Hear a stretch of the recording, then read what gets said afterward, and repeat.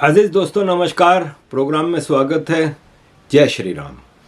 अजीज़ दोस्तों, जैसे कि लंदन में सादिक खान जीत चुके हैं और अपनी सरकार बनाई हुई है उन्होंने, लंदन की मेयर की, और बड़ा वेलकम हुआ उनके ऑफिस की तरफ से, क्योंकि सारे वो ऑफिस वाले उनको 8 साल से एक मेयर के साथ चल रहे हैं, तो उनको उनके जो गुरु थे वो आ गए वापस, तो खुशी मनाई गई।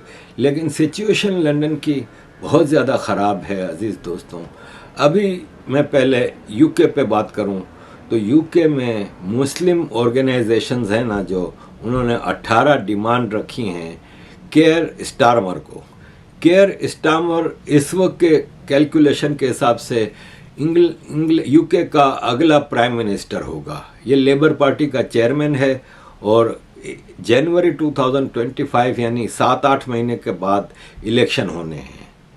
तो जनवरी 2025 से पहले जो इलेक्शन होंगे, करंट स्टैंडिंग में नज़र आ रहा है कि लेबर जीत जाएगी। और केयर स्टारमर को यूके की जो ऑर्गेनाइजेशंस हैं, ब्रिटिश मुस्लिम ऑर्गेनाइजेशंस, उन्होंने कुछ 18 डिमांड रखी हैं। अब आपको मैं वो 18 डिमांड बताऊंगा कि पहली डिमांड है कि जेनोसाइड जो किया है ग्रीन लाइटिंग वगैरह का, उसके लिए माफ़ी मांगो। उन कंपनीज का सैंक्शन करो जो गज़ा में कंपनियां ऑपरेट करती हैं और ब्रिटिश कंपनियां, उन कंपनियों को सैंक्शंस करो। फ़लस्तीन को आज़ाद रियासत तस्लीम करो। सारे इसराइली पॉलिटिशियन को के ऊपर ट्रैवल बैन लगाओ। मिलिट्री टाई इस्राइल के साथ बंद करो। मुसलमानों को स्कूलों में, यूके की स्कूलों में नमाज पढ़ने की इजाज़त दी जाए। एक्सट्रीमिज़म डेफिनेशन जो है, जो यहाँ पे यूज़ होती है मुसलमानों के लिए, उसको ख़त्म करो। रॉयल चार्टर मीडिया रेगुलेशन पूरा इम्प्लीमेंटेशन करो। APPG डेफिनेशन ऑफ इस्लामोफोबिया को और बढ़ा चढ़ा के बनाओ। पब्लिक सेक्टर इक्वलिटी को लेके आओ। वही राहुल गांधी वाला हिसाब किताब। कौंसल और पब्लिक फंडिंग 10% बढ़ाओ उन लोगों के लिए जो गरीब हैं, यानी वही राहुल गांधी वाला हिसाब। आप देखें, ये ग्लोबल लेफ्ट है ना, और इस्लामिक हैं, और भारत के ये कांग्रेस हैं, ये सबका एजेंडा एक ही है। फिर 12वां है कि नहीं, 12वां वही है, 10% इजाफा करो उन लोगों के लिए जो गरीब हैं। स्टूडेंट फाइनेंस के लिए कोई अल्टरनेट दो। शरिया कंप्लाइंट पेंशन्स हर जगह पे होनी चाहिए और मुसलमानों को प्रेफरेंस दी जाए। मोहम्मद नाम जिसका है उसको इंश्योरेंस ज़्यादा ना दो, इंश्योरेंस की प्राइस कम रखो। 7% पब्लिक सेक्टर का जो बजट है वो इस्लामिक फंड्स में डालो। BDS बिल को ख़त्म करो, वगैरह वगैरह। अजीज़ दोस्तों, टोटल ब्लैकमेलिंग, और यही इनका एजेंडा भारत में राहुल गांधी चला रहा है। यही इनका एजेंडा अमेरिकन डीप स्टेट मुख्तलिफ जगहों पे चला रही है और प्रमोट कर रही है। Reason why you have to fight them is because they are Jews and Christians.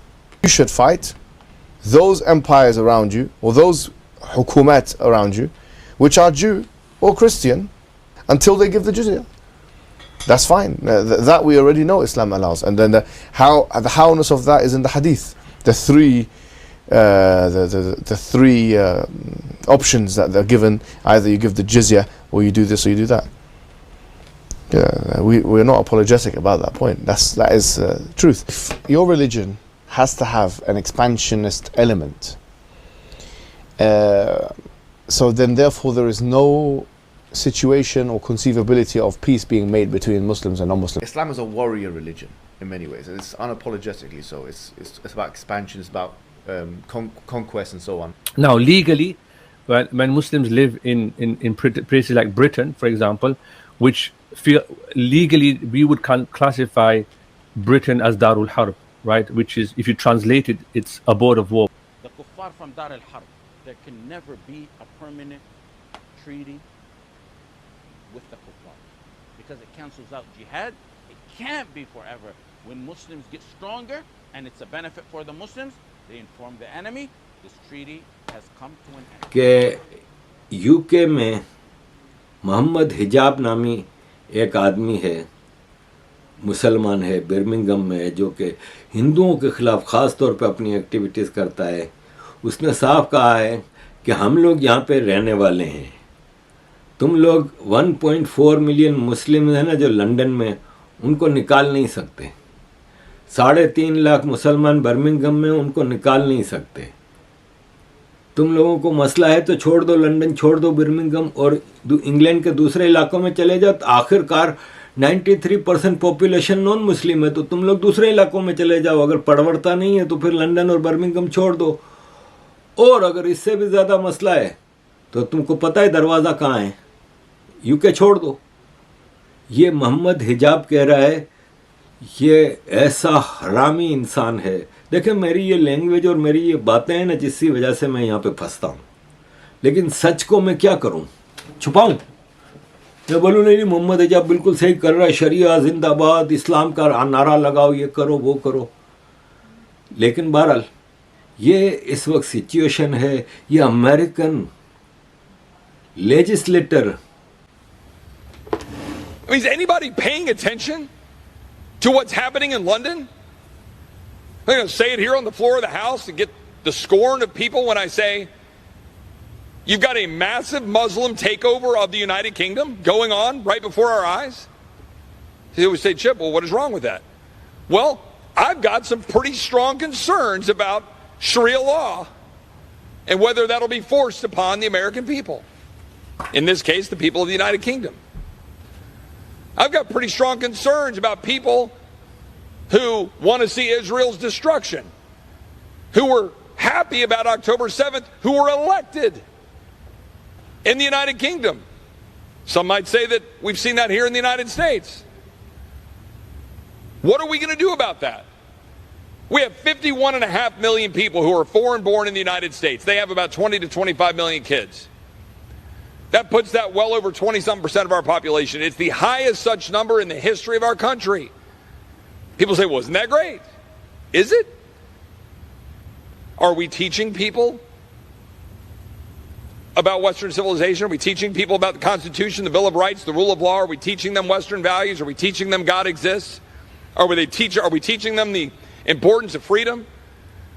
Or are we teaching an entire generation or two or three to run around complaining about what's wrong and why the entire world is against them because of their skin color, their sex, their supposed gender identity, whatever the hell category we create to make people have an excuse for not just stepping up and achieving the American dream? अब आप सुना आपने, हैरान है दुनिया के London कहाँ गया है। कल आपको मैंने एक इतनी लंबी चौड़ी वीडियो दिखाई थी नेदरलैंड की एक पॉलिटिशियन की। उसने खुल के कहा है कि यूरोप टेक ओवर हो चुका है, यूरोप इज गॉन। और ये है कि वाकई हकीकत यही है कि यूरोप फारिग हो चुका है। आप यकीन माने, बर्मिंघम पहला सिटी होगा जहाँ पे white people are in minority. Children from white families in Birmingham are set to become a minority group for the first time when this year's census is collected in March. Population forecasts seen by the BBC's Politics show suggest that more than half of children under 16 in the city are from black and Asian communities. Birmingham could become a minority white city within the next 10 to 15 years, as Ben Godfrey reports. Children at Chadvale Primary in Edgbaston speak 20 different languages. Just a fifth of pupils here are white. In 2006 in Birmingham, 53% of children from birth to 16 were white, but this year's census is expected to show it's fallen to 47%. Forecasts also show that by 2024, Birmingham as a whole white population.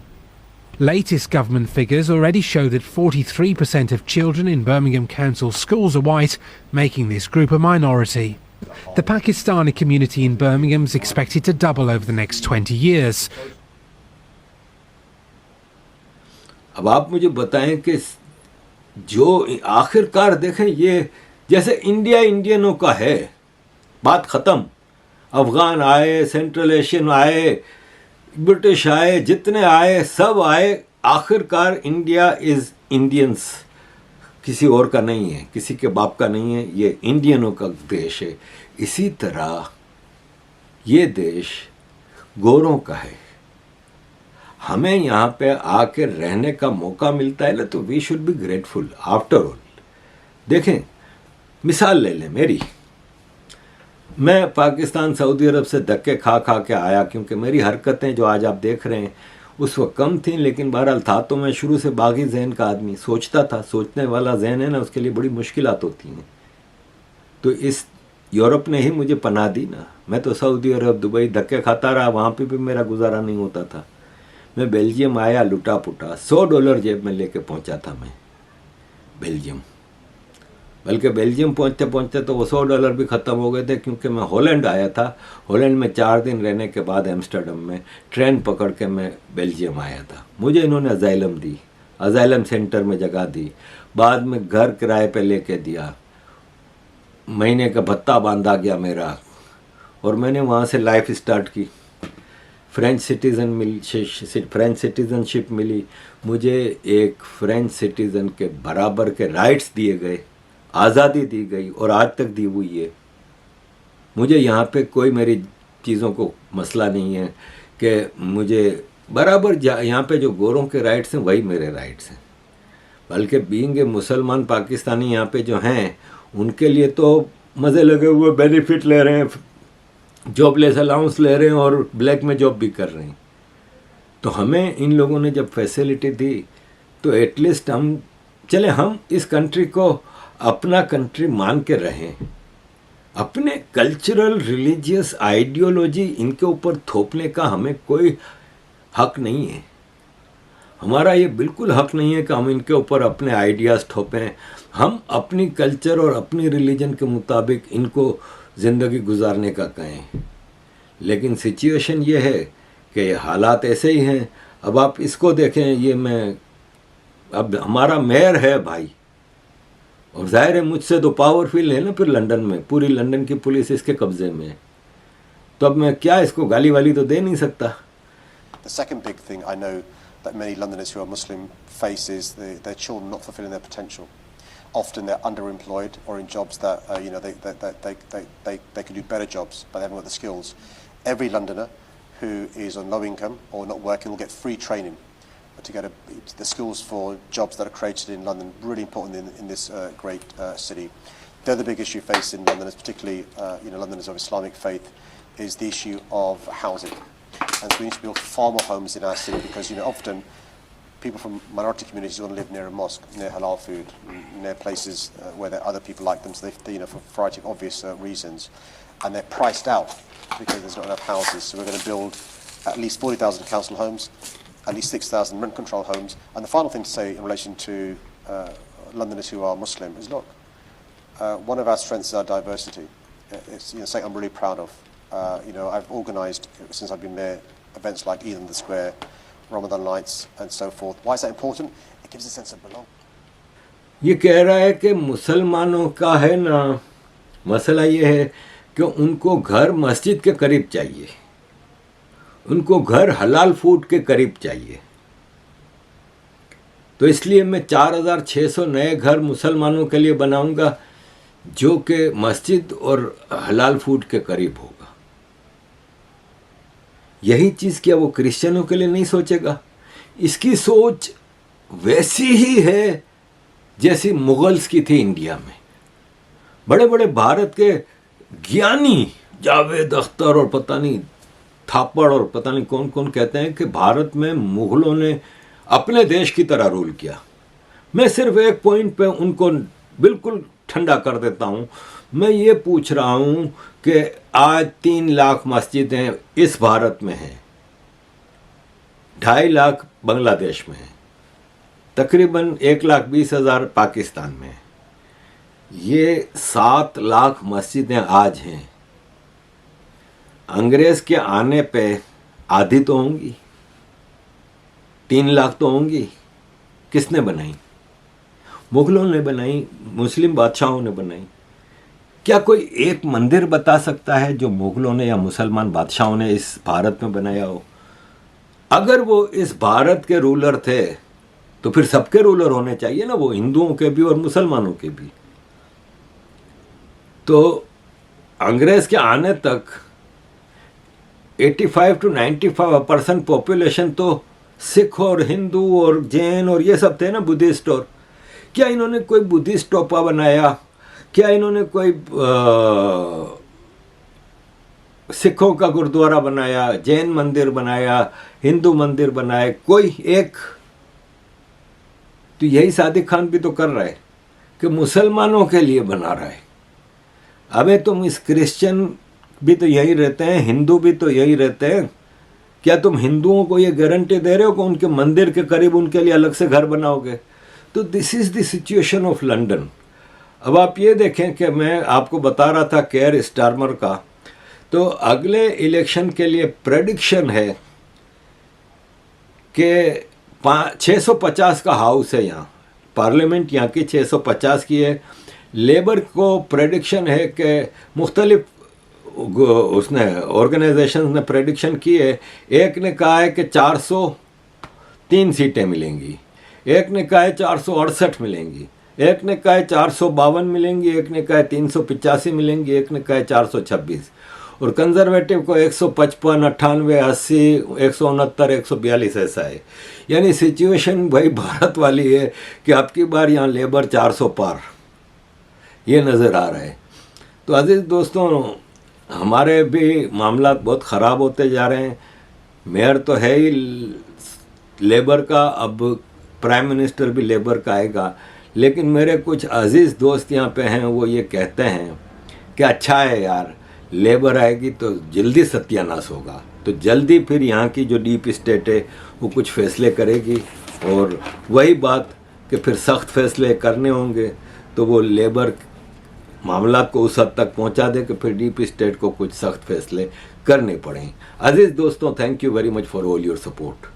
Kindly keep supporting.